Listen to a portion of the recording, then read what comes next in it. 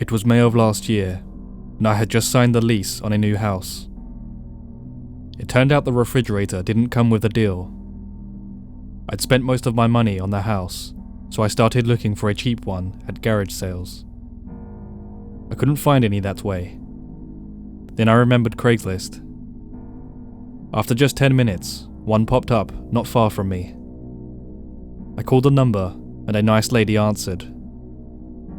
She said the refrigerator was still for sale, but she couldn't guarantee it would still be there when I arrived. So, against my better judgment, I asked for her PayPal and sent her the $75 she wanted for it.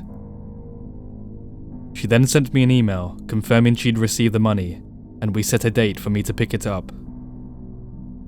That Saturday, I texted her, letting her know I was on my way. The house was a nice ranch-style place, probably built in the 80s. I knocked, and this hot, brown-haired gal in very short cut-offs answered. After I picked my jaw up from the ground, I asked for Sunny. She said that was her and showed me inside. I had zero reason to be nervous. Like the outside, the house was nicely furnished and smelled clean. We made small talk for a few minutes until this big dude, at least 6'5", covered in tattoos, appeared from the kitchen. She introduced him as John, her boyfriend, and she said he would take me to the refrigerator. She then disappeared into the back of the house, and I never saw her again. John led me through the kitchen and into the garage.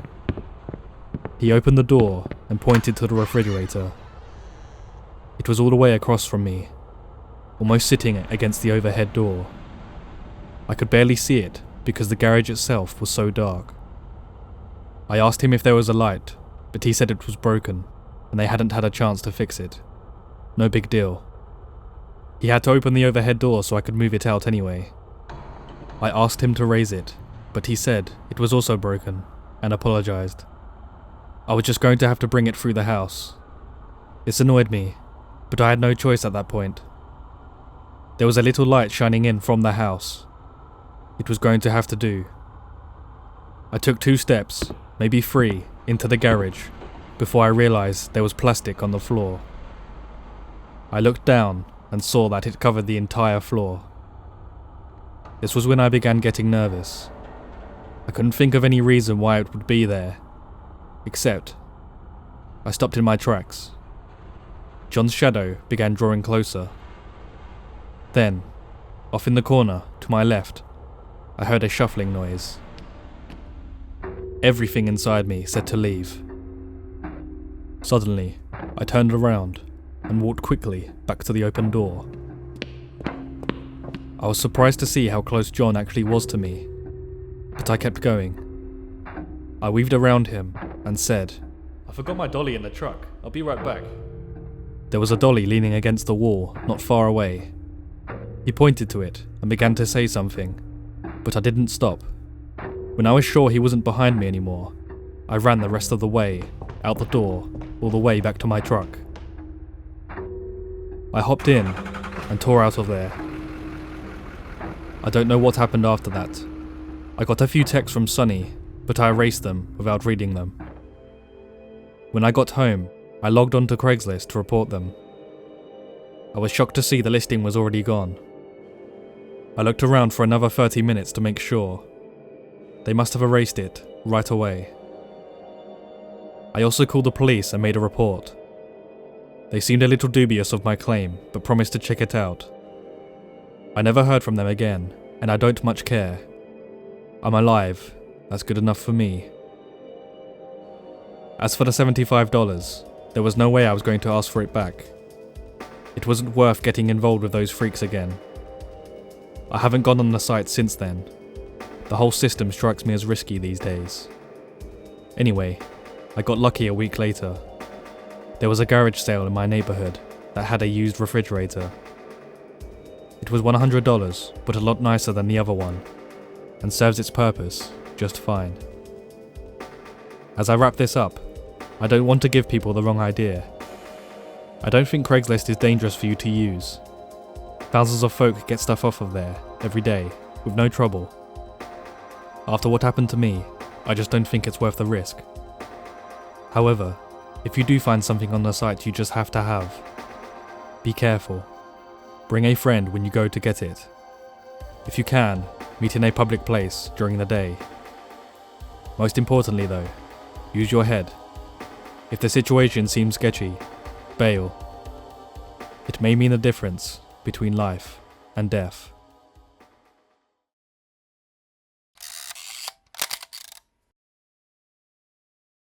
This happened when I was about 8 or 9.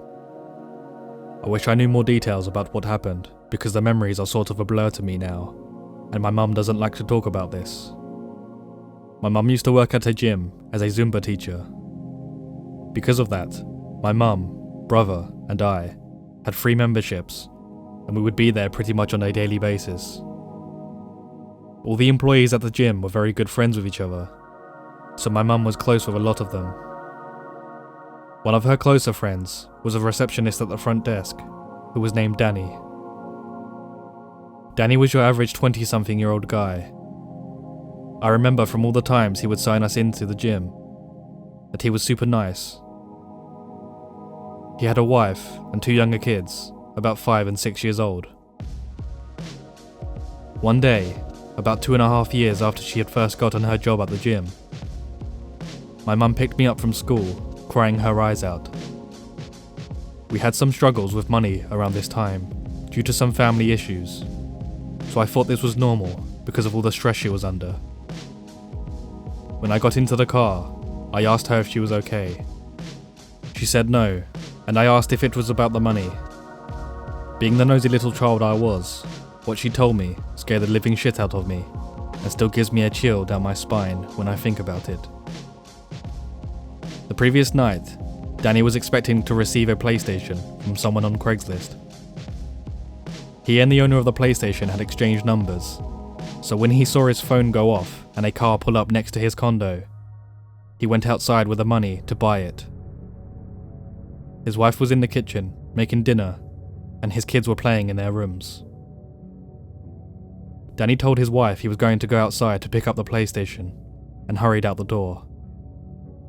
The car had tinted windows, my mum told me, so he couldn't really see who was inside.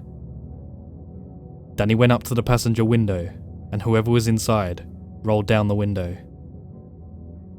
At that moment, there were 2 very concerning things in the car. There was no PlayStation, and one of the 2 people inside was holding a gun. Before he could yell for help or call the cops, the man with the gun demanded that Danny give him his money. He handed the money over to him instantly. After receiving the money, the guy with the gun shot Danny in the chest numerous times. Then he and the other man in the car drove away.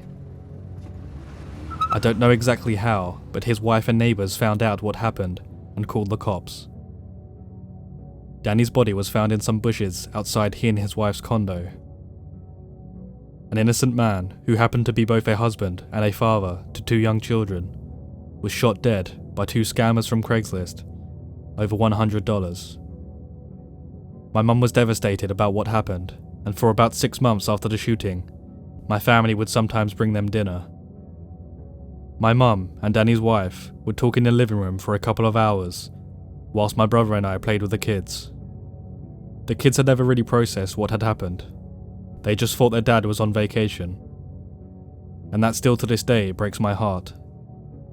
It's been about 7 or 8 years since this happened, and we lost touch with the family and all the gym employees about a year after the shooting, when my mum quit her job. Before I continue with the final story, if you've enjoyed this video so far, please leave a like, a comment, and subscribe to see future content from me, as well as help me in the algorithm. Thank you.